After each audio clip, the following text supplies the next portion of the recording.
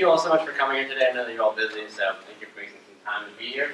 My name is Joey, and I hope you know that. And I'm going to be telling you a little bit about my spectacular adventure that I had here this summer. Oh, there we go. Okay, so before I dive into all of it, I want to tell you a little bit about who I am. So, first thing you should know is I have my family up here. That's my sister Sammy, my mom Brigitte, my little sister Julia, and my dad Harold. And something you should know about my family, if you couldn't already tell, is we're mostly from South Africa. So if you hear me speak with a slight accent, that's odd because I'm actually born and raised here in Texas. So I went to high school here. After I graduated high school, I started my career at Vanderbilt University. This fall, I'll be a junior over there. I'm studying business, computer science, and finance. And beyond that, I actually have an extensive background in digital marketing, where I've worked as an independent marketing consultant for various medical institutions in Houston. So this is my logo for my company, me. And beyond that, when I get back to school this fall, I'm super excited because I'm actually helping someone that I've never met before, which is mysterious, restart the Magic Society. So I wanted to give you a little sort of preview as to what that's going to look like. So I'm going to take this pen and I'm actually going to have it go through my hand. So I'm just going to show you that quickly. Okay. I'm going to do it on 3. 1, 2, 3. Whoa. So that's the quality magic I'm bringing back to school. Wow.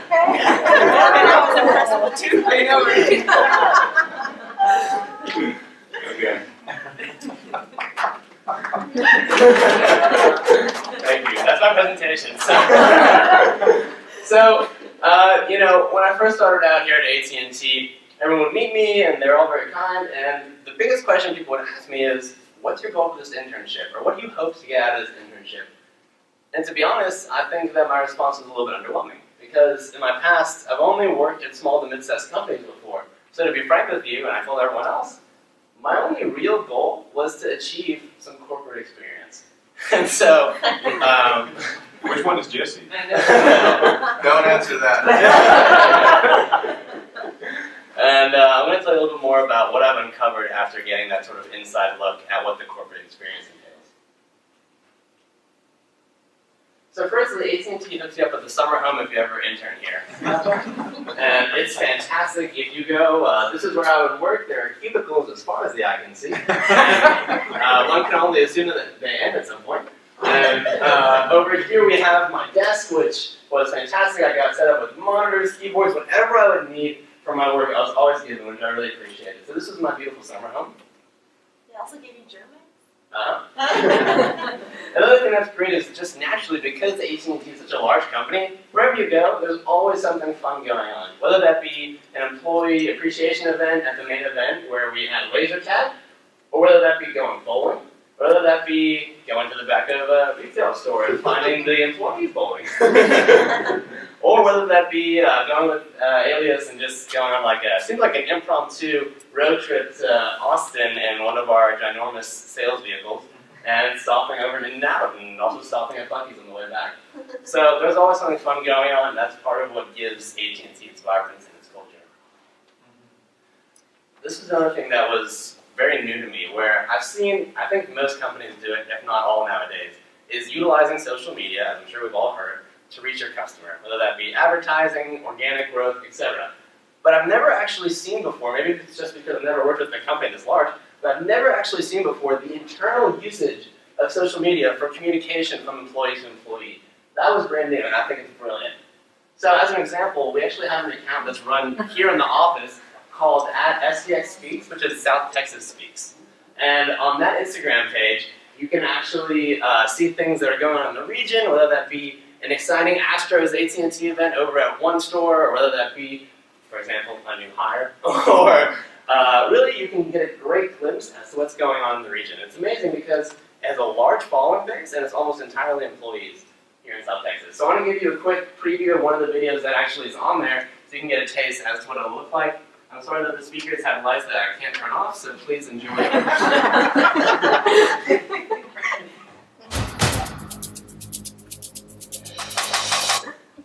Oh, hey Anjali. Hey Joey, you getting me some coffee? Yes, I was just making some coffee for everyone. I'm our newest intern here at AT&T. What an awesome intern here we have. Hey, South Texas, welcome Joey, our newest intern. How are you liking your internship so far, Joey? So far, it's been great. I've had awesome opportunities to meet with a lot of amazing people and hear their stories and learn about their different roles, and it's been an incredible experience thus far, besides just getting to learn how to make a good cup of coffee. Well, we are very excited to have you, Joey. Thank you so much for, visiting with us, and we hope you gain a lot this summer. Thank you.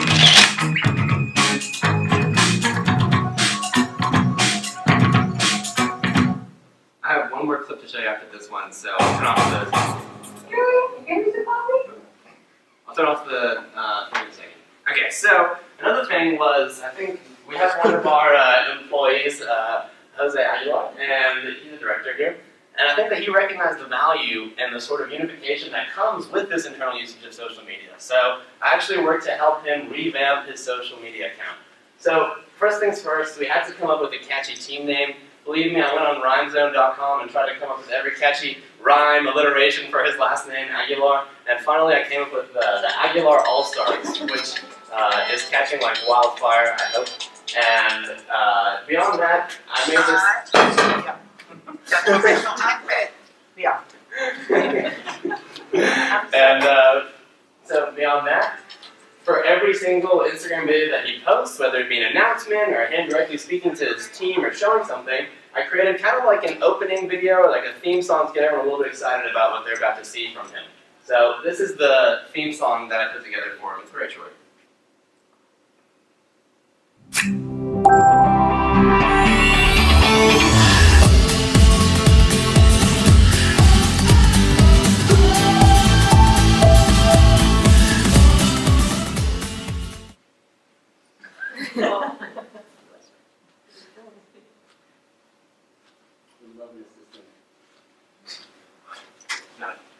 Okay, so that's sort of a quick look at internal usage of social media here at AT&T.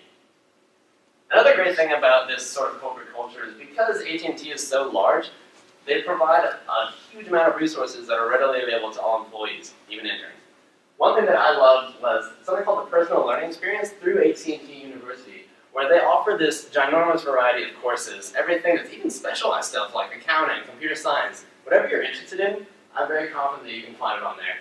And so I'm going to go through a little bit of the trainings that I actually was fortunate enough to have the opportunity to take and share with you a little bit about what I learned. So I took a course in computer science. And I remember actually the first day with the instructor, and he had his sample code on there, and it was honestly a little bit daunting because it looked like Chinese. I had no idea what was going on his screen. But after learning the language and everything, I realized it's actually not that hard. So I'm just going to go through line by line to explain to you the sort of logical inputs, and then basically what the output is from each individual line. So we're just going to go quickly through all of them. So I'm sure That's like Chinese to me. So I'm sure that you guys don't really care, and I'm sure that we don't really have time. But if you'd like to know, find me later. But I do want to tell you a little bit about computer science and what I've learned from it. Especially as technology becomes more and more integrated into our daily lives, and we carry it everywhere in our pockets. I think it's important that you know just a little bit about what's going on a hardware level and software level. So let's start with the hardware. You have something called little on and off switches that are transistors. Transistors, actually a bunch of them in there. And then we've heard all about how, it's just zeros and ones. What does that actually mean? That's a language in coding called binary, and it's the most simple one. So in binary, if it's a 0, that means the transistor is off. If it's a 1, that means on. And it's just a bunch of on and off switches working. Okay, that's great, but then from there, I need a number on my computer greater than 0 or 1. How do I make that? I'm glad you asked. So, how it works, it's like an index, where in this case, if we wanted to create the number 42, it would be, as you can see, 0, 1, 0, 1, 0, 1. And why that works is it's like an index, where that first position is 2 to the 0, which is 1. The next one is 2 to the 1, which is 2. And so it's about which numbers you would essentially turn on and then combine them. So in this case, we don't want the 1, but we do want that 2. We want the 8, we want the 32, and then you combine them, the ones that are on, to make that 42. And then that's great, but now we also need letters. So that's the ASCII, which you can see up here. and that's the conversion system from a numerical quantity into a character. So if you want to create a P, you have to create in binary that number. And that's just a nutshell of how it works. I hope that wasn't boring. Another great course that I took was on employee retention. And this one I found particularly important because they taught me that if you lose an employee, it'll cost you between 10 and 30% of whatever their salary was to replace them. That's a substantial cost, so I think that we should all make strides towards employee retention. So, firstly, you want to look at why do employees leave? Maybe just because I've never had a supervisor of my own before now, but I never really realized how important it is that you have a strong relationship with your supervisor, because they sort of govern your entire experience at the company. And that's why management changes can be a big reason people leave. Or if you just have strained relationships with your colleagues, again, with your supervisor, that might make people want to leave. Or if you just all of a sudden get a substantial workload increase, sometimes people just can't take it anymore and they leave. Another reason is, and probably the biggest one, is after a while you're doing the same thing every day, your job becomes stale and you feel trapped and you just want to leave. So those are probably the biggest reasons why employees tend to leave. But what is entailed in retention? Retention includes three big things. Firstly is meaningful work. Meaningful work is where you can match their work to their interests and their talents. And beyond that, in their work, they see opportunities for growth, whether that be personal growth, I can learn new skills, or that be just career growth in general. Next is sort of rewards, where you need to feel valued, compensated, all of those different things, acknowledged, and that's what makes people want to stay. And the third thing is pride in your organization. You have to be proud of what you do and where you are, which really just comes from a well-managed structure with leaders that have a clear vision as to what the organization is and where it should go. And tangibly, how we retain our employees? Well, first you start out with hiring. When you're hiring someone, people tend to be impressed with like, oh wow, he knows Photoshop. But in reality, when you're looking at a long-term investment in a person, you need to make sure that not only do they maybe have a skill match, but they really have an interest match. Because the reality is, anybody can be taught mostly anything. But to keep them there, they have to be interested in what they're doing. So make sure you hire for interest, not necessarily skill. And beyond that, making sure again that you have that strong relationship with your supervisor is important. And another way that you can sort of reward your employees is create goals. Because let's just say you set up some sort of goal, it's all the more exciting when you achieve it. And especially when you can tell your employee, like, you know what, you did it, great job. And that's great for them to receive that acknowledgement. And another way to make your jobs stay meaningful is one strategy, probably the best one, is stay interviews, where you conduct it maybe once or twice a year. You call your employee into your office and essentially you just tell them, you've done great work, I'm very proud of you, I really appreciate what you do for me, how can I keep you? Are you happy? What can I do to make your life better? And then you can work with them. And usually it's just something small, and it means the world to them. And so it's a great way to retain your employees. And then another training was awesome in robotics. So robotics essentially was just like building little bots that'll do things for you and make them automatic. Whether that be if you want to do data entry and it's repetitive and monotonous, you can automate it. Or if you need to do data collection, web scraping, etc. And how it works is it's kind of like a dumbed down version of coding, but it's still kind of hard to build your little bots. and so that's how that works, and I really look forward to utilizing that more in the future, and I'm excited to really take the automation with me wherever I go, so hopefully wherever I end up in life I can make the world just a little bit faster. Another great thing is that working here in this building, and in Houston, it's huge. So naturally there are a lot of departments that are here, so I had the opportunity to meet with and learn from so many people, but I want to tell you a little bit about a few, and some key lessons. So first is live Village Trevino. I actually had the opportunity to, I've never done this before, sort of see from the employee side what's it like in a retail store. And that was a crazy new opportunity. So I loved that. So I got to shadow with her for the day in Rice Village. And honestly, my mind was blown because before working here, I don't know if this was ignorance, but how I thought that a cell of, say, broadband, which is internet, if you don't know, works is someone at home Googles different types of internets that you can buy for your house, and they choose, oh yes, AT&T broadband is the best. They go to the AT&T store and say, hi, can I have broadband? And they say, yes, of course, and then they go home. That's how I thought it worked. I'm not entirely wrong. So apparently, Leo Deli told me that at her store, they call those use cases unicorns because they're extraordinarily rare, but if they do happen, they're fantastic. So apparently, what happens is they're actually actually, I don't know how to say this. Basically, people come in wanting one thing, and then they leave with a bunch of other things. And how you get them to that shift, I think, is fantastic. So I'm going to review with you just kind of briefly how that works. So, Has legal seen this slide? yeah. So this is our customer, if you couldn't tell.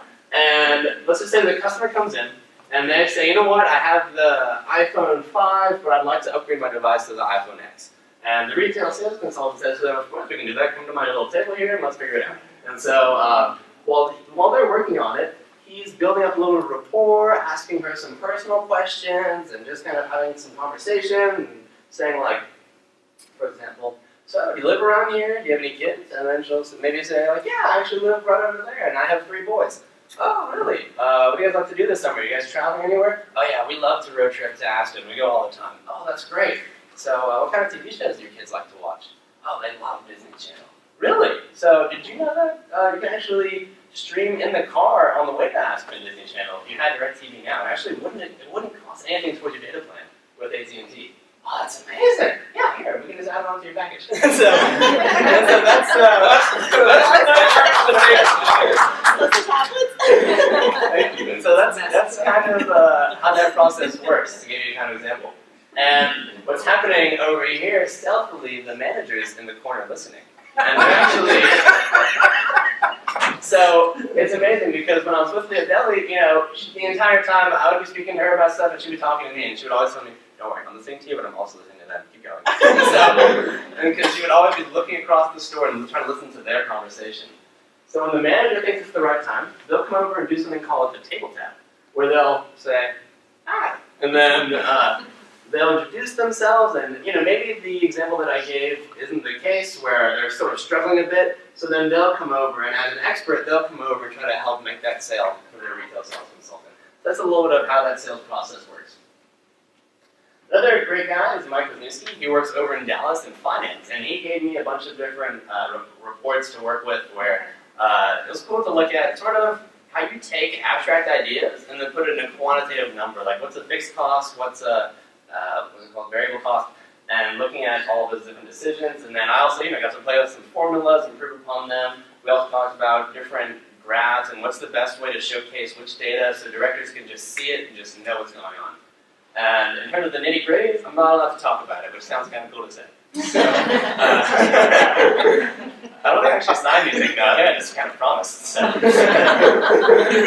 so that was mine. And then we also have my 10 out of 10 sensei, Jesse. And so he was my supervisor for my internship, and he was the director, is the director of sales operations. And I wanted to just highlight 2 key things that I learned about Jesse.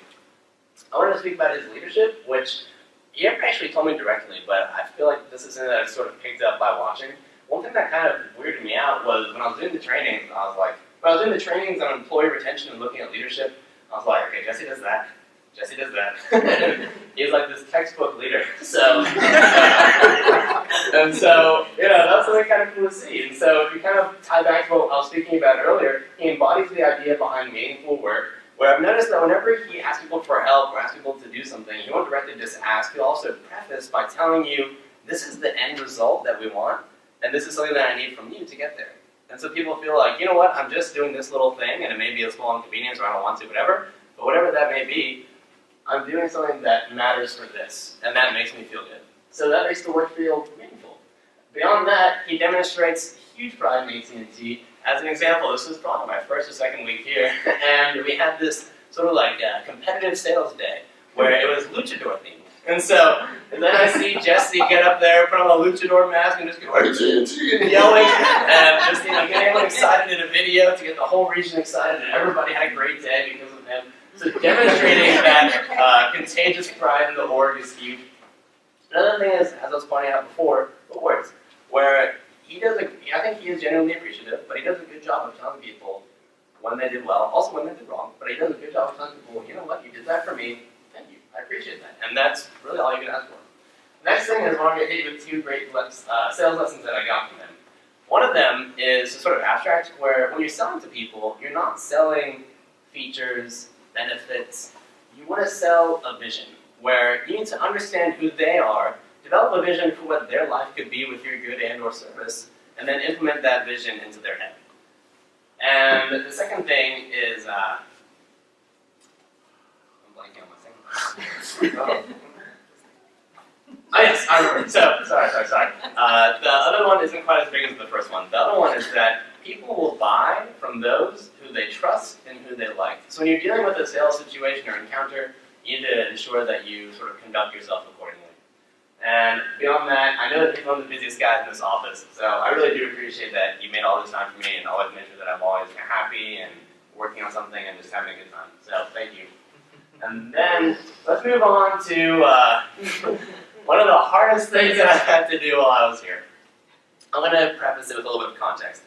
So,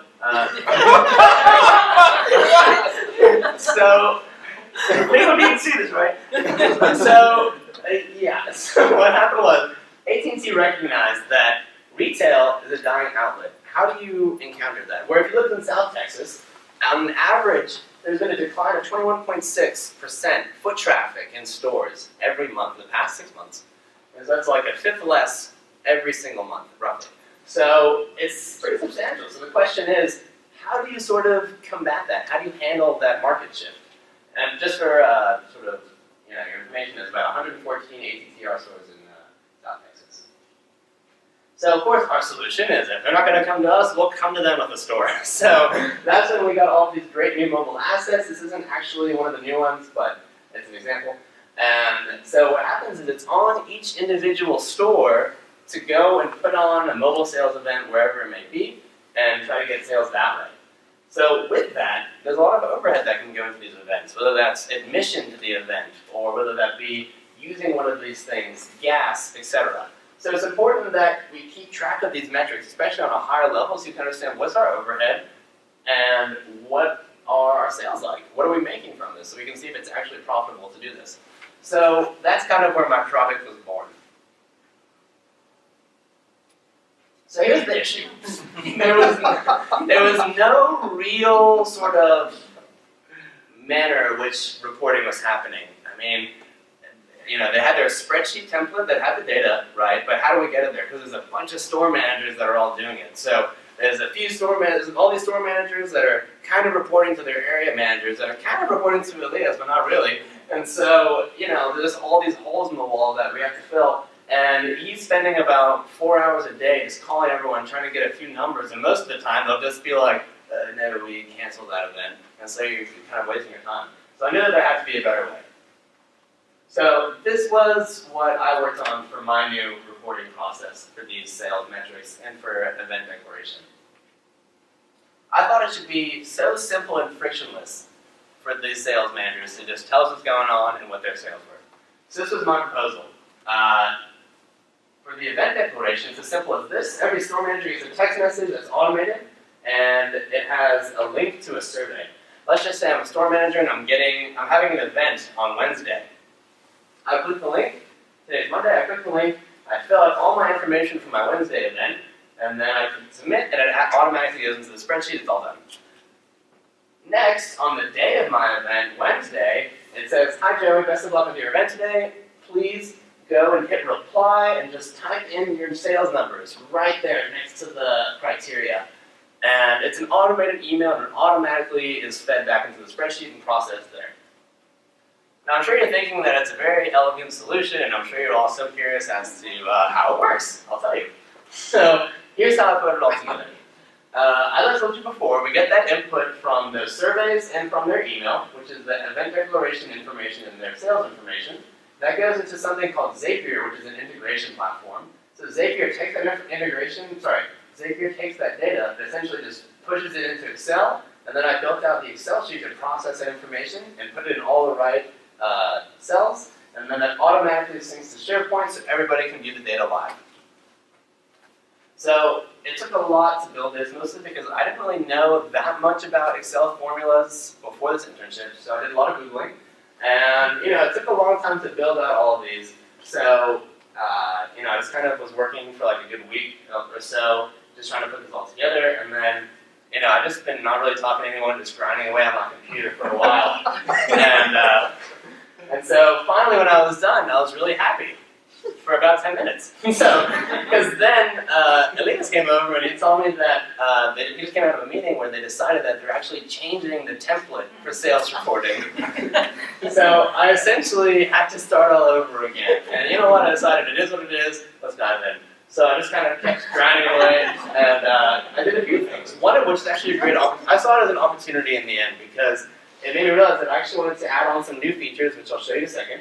I got to improve the formulas to make them a bit more logical and concise, and beyond that, we just sort of adjusted the automations to accommodate this new template. So firstly, now we have this Events Today tab, where you can press Show All, and all of the events will actually appear that are happening today. So that way you can automatically email them and say, good luck today, or whatever it may be.